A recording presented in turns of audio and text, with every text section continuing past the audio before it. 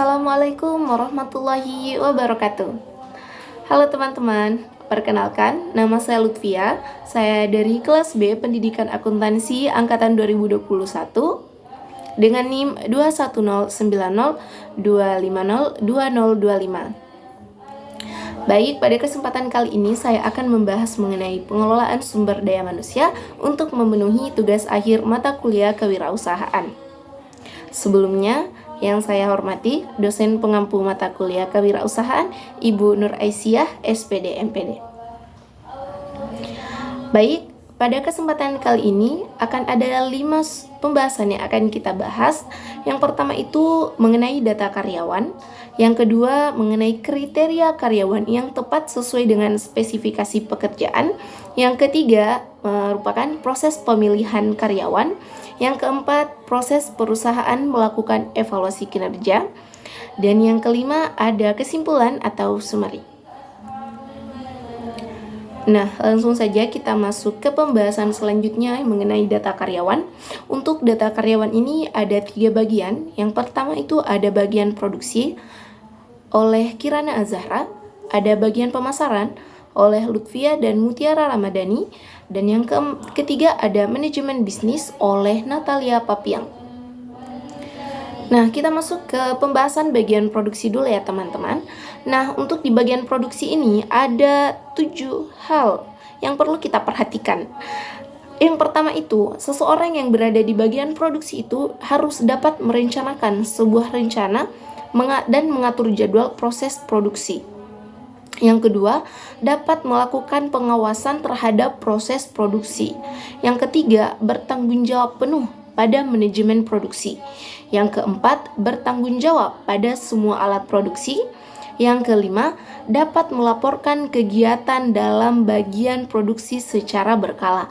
Nah, maksudnya itu, seseorang yang ada di bagian produksi ini harus dapat melaporkan terus-menerus apa yang dilakukan pada produksi barang.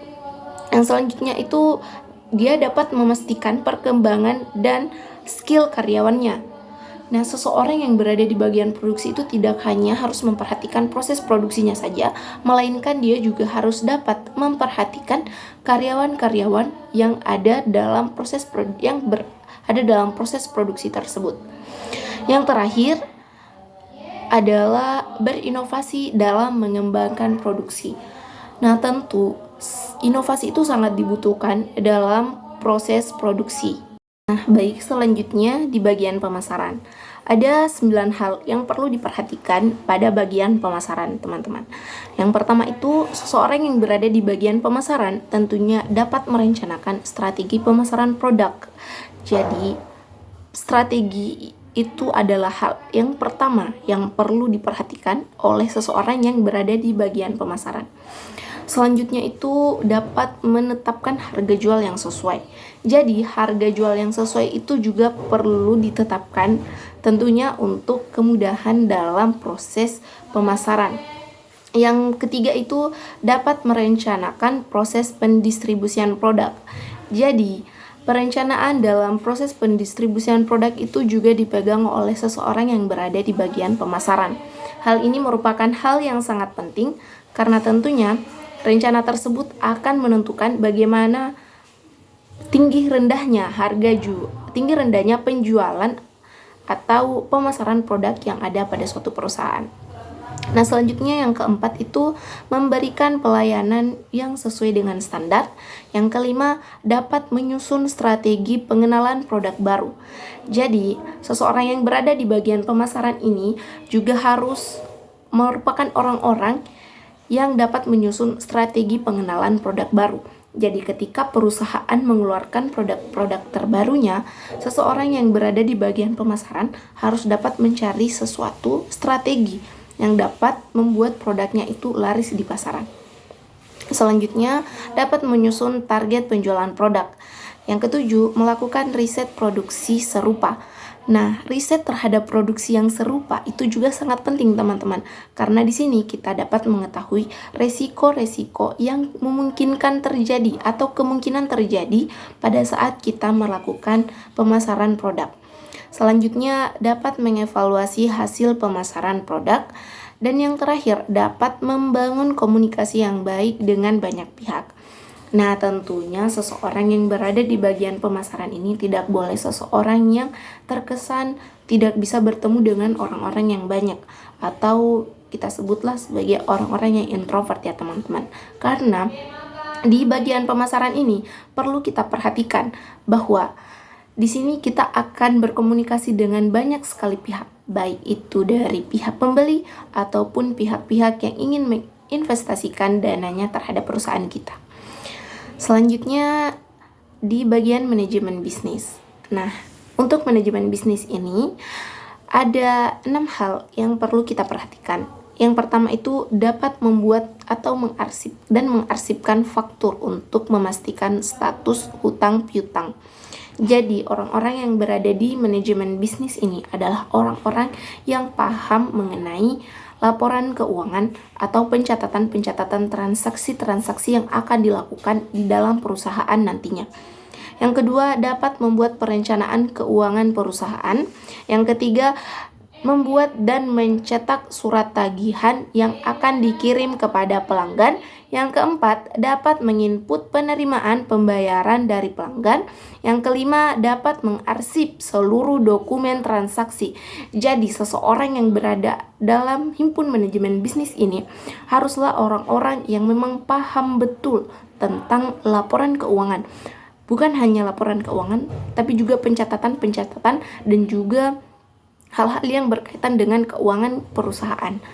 Karena ini merupakan hal yang juga akan menentukan apakah perusahaan kita laba atau rugi, teman-teman. Nah, yang selanjutnya itu atau yang terakhir, dapat menyusun kebijakan anggaran. Jadi, kebijakan anggaran yang dimaksudkan adalah bagaimana nantinya perusahaan akan membuat aturan-aturan mengenai anggaran yang akan dikeluarkan atau dikelola ke depannya. Jadi seseorang yang berada di manajemen bisnis ini haruslah orang-orang yang memang paham mengenai bagaimana cara menyusun anggaran pada perusahaan. Nah, selanjutnya kita masuk ke pembahasan yang kedua mengenai proses pemilihan karyawan sesuai dengan spesifikasi pekerjaan.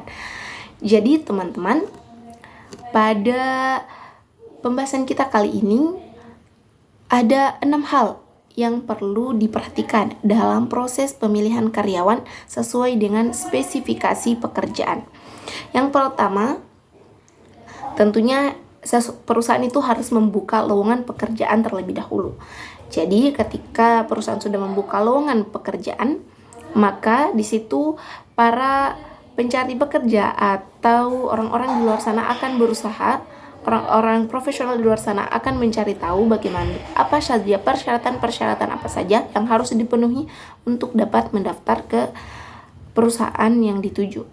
Yang kedua itu melakukan seleksi.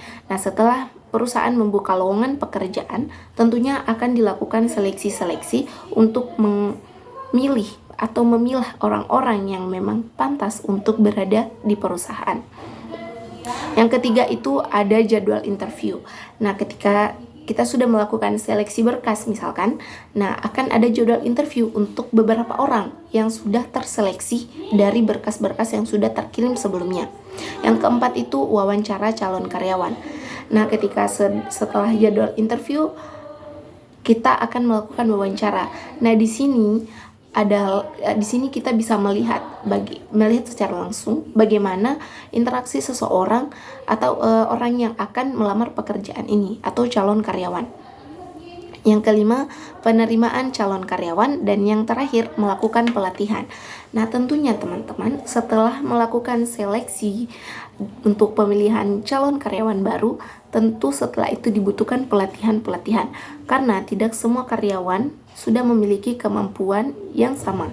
Jadi tetap diperlukan pelatihan-pelatihan untuk menambah skill atau menambah pengetahuan calon karyawan kita nantinya. Selanjutnya kita akan masuk ke proses perusahaan melakukan evaluasi kinerja dan memotivasi karyawan untuk bekerja. Yang pertama, proses perusahaan melakukan evaluasi kinerja. Nah, dalam proses melakukan evaluasi kinerja, ada 6 hal yang perlu diperhatikan oleh perusahaan. Yang pertama, proses perusahaan melakukan evaluasi kinerja itu melakukan evaluasi kerja sesuai kebutuhan. Jadi evaluasi kerja itu tidak harus dilakukan setiap saat teman-teman, tapi sesuai dengan kebutuhan perusahaan itu sendiri. Yang kedua adalah evaluasi kinerja dengan tatap muka. Jadi evaluasi kinerja secara daring itu pasti berbeda dengan evaluasi kinerja secara luring atau secara tatap muka, karena ketika kita daring kita tidak tahu bagaimana sebenarnya sikap karyawan ini. Jadi ketika kita melakukan proses wawancara secara tatap muka itu akan berbeda dengan proses evaluasi kinerja dengan menggunakan gadget atau melalui internet. Selanjutnya itu bersikap jujur. Selanjutnya, memilih kata-kata yang sesuai dan beajak berdiskusi. Maksudnya itu kita dalam evaluasi kinerja karyawan itu tidak harus dengan kata-kata yang kasar ataupun bahkan bisa menyinggung karyawan-karyawan kita. Jadi, kita perlu mengetahui atau kita perlu memilah kata-kata yang memang sesuai untuk kita katakan saat melakukan evaluasi kinerja. Yang terpenting juga adalah kita harus mengajak karyawan untuk berdiskusi. Karena diskusi itu sangat penting dalam suatu lembaga, gitu teman-teman. Selanjutnya, bagaimana cara memotivasi karyawan untuk bekerja? Yang pertama, memberikan penghargaan bagi karyawan dengan kinerja yang baik. Jadi kita dalam perusahaan itu memang sebaiknya kita memberikan penghargaan terhadap beberapa karyawan yang memang melakukan kinerjanya dengan baik dan memiliki progres yang atau pencapaian yang membuat perusahaan itu lebih maju lagi. Yang kedua itu mengetahui aspek yang harus diperbaiki. Yang ketiga melindungi usaha secara hukum. Yang terakhir menentukan pelatihan karyawan yang tepat. Nah, dalam memotivasi karyawan ini kita juga harus menentukan nih pelatihan apa saja atau pelatihan yang mana yang cocok untuk kita berikan kepada karyawan kita. Jangan sampai nih kita memberikan pelatihan digital learning kepada karyawan kita yang bekerja di bagian kebersihan ataupun dia tidak terlalu bersentuhan dengan digital. Jadi kita harus mencarikan atau menentukan pelatihan yang memang tepat untuk karyawan kita. Nah, sebelum kita mengakhiri pembahasan kita pada kesempatan yang berbahagia ini, ada beberapa rangkuman atau kesimpulan yang berhasil saya simpulkan pada materi pengelolaan sumber daya manusia ini. Ada 5 hal. Yang pertama itu data karyawan mencakup nama-nama karyawan yang bekerja di bagian produksi, pemasaran, dan manajemen bisnis. Yang kedua, kriteria karyawan yang tepat untuk bagian produksi, pemasaran, dan keuangan telah dijelaskan secara rinci sebelumnya. Yang ketiga, proses pemilihan karyawan dilakukan melalui pembukaan lowongan pekerjaan, seleksi, jadwal interview, wawancara calon karyawan, penerimaan calon karyawan, dan pelatihan.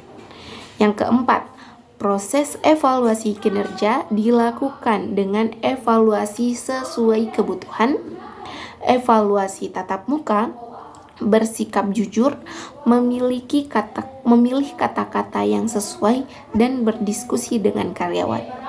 Yang terakhir, motivasi karyawan dilakukan melalui pemberian penghargaan, identifikasi aspek yang diperbaiki, perlindungan hukum, dan penentuan jenis pelatihan yang tepat.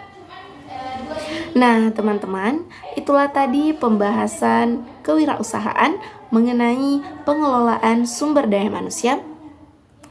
Saya Lutfia, pamit undur diri. Terima kasih atas waktu Dan juga terima kasih kepada teman-teman yang telah menonton video ini.